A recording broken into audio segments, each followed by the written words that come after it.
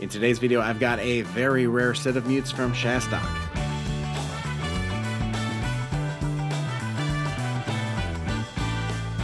What's up? Josh Rzepka here, and welcome to another Mute Monday.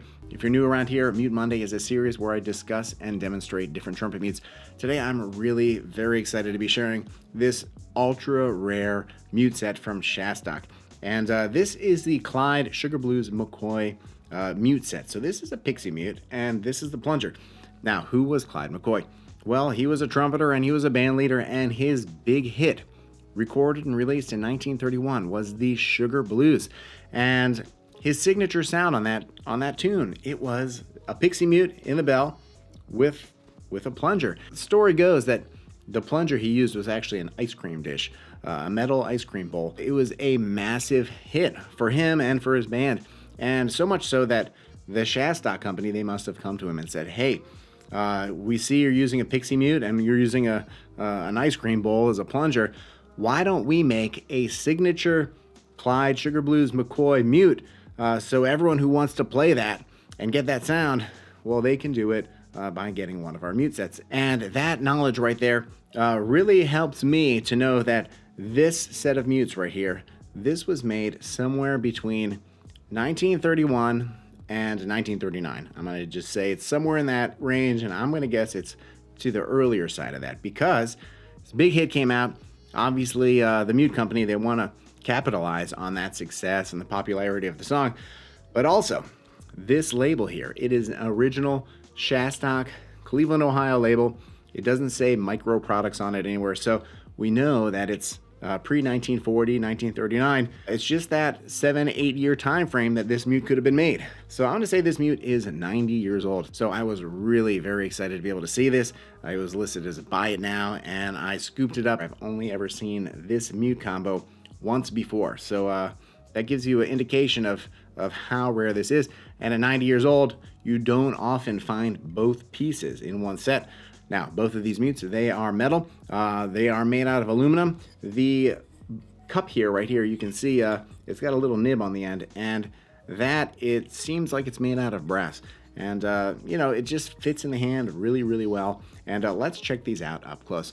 Take a look at this Pixie mute. It is a nice Pixie mute. It's pretty standard in shape and dimension to a regular Pixie mute. Apparently, the Pixie mute that he used for the recording of the Sugar Blues was actually one of those Con doorknob mutes. But this is a really nice Pixie mute. Now, check out this plunger up close. This is just, it's really nice. It fits in the hand really well. It's basically just a little bowl, and you can see that it's really, really very easy to just kind of get it in between your fingers and hold it like that. So really nice design, super ergonomic, really easy to use. So that's all I'm going to say about this mute. Let's hear how it plays.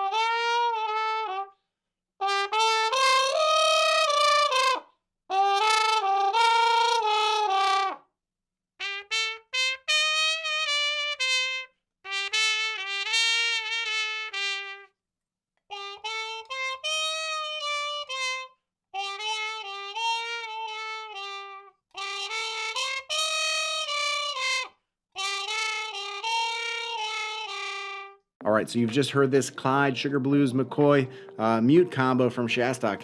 And what did you think? How great is this? And if you listen to the sound of this mute, you listen to the recording, you listen to the original, that's the sound. Now starting off with this Pixie, what did you think about this? It's got a nice sound. It's got actually a pretty decent and nice response and articulation and evenness between the range. I gotta say, compared to almost every other Pixie mute that I have, this plays great. The intonation on it compared to most Pixie mutes is really very terrific. The low notes, not so great, but I have some Pixie mutes. The low notes, low G, low F sharp, you can't even play them. And this, it worked. It wasn't the fullest, most resonant sound, but you could get down there. Now, what did you think about this plunger here? I just love the ergonomics of this. It just fits in the hand so well. I gotta say, I really like this. It's got a really nice sound to it. I think the metal gives it an interesting character to the sound. Kind of keeps this like brightness and energy to it. And you can close it on the bell. Still sounds good. The intonation, of course, it's going to change the intonation and the pitch as you open and close it. Really pretty impressed with this nice kind of bowl-shaped plunger. And the combo with both of these. Man, what a great sound. I wish there was more of these because this is just such a fun little set. I am definitely going to be bringing this combo to gigs and using it, especially those gigs where I'm playing, early 1930s, 1940s big band music, and you've got to use the plunger and get that. This is that sound. And one of the really cool things about researching these mutes is I'm diving into the catalog of different artists, and I'm learning about the mutes. I'm researching the manufacturers and what cities they came from and the influences that these artists had. Here is a really cool influence. In 1967, Vox released a guitar pedal, and it was the Clyde McCoy wah pedal. It was that wah sound that Clyde McCoy really helped popularize with his Sugar Blues. And in 1967, they created a wah pedal, the first wah pedal for electric guitar, and they named it after Clyde McCoy.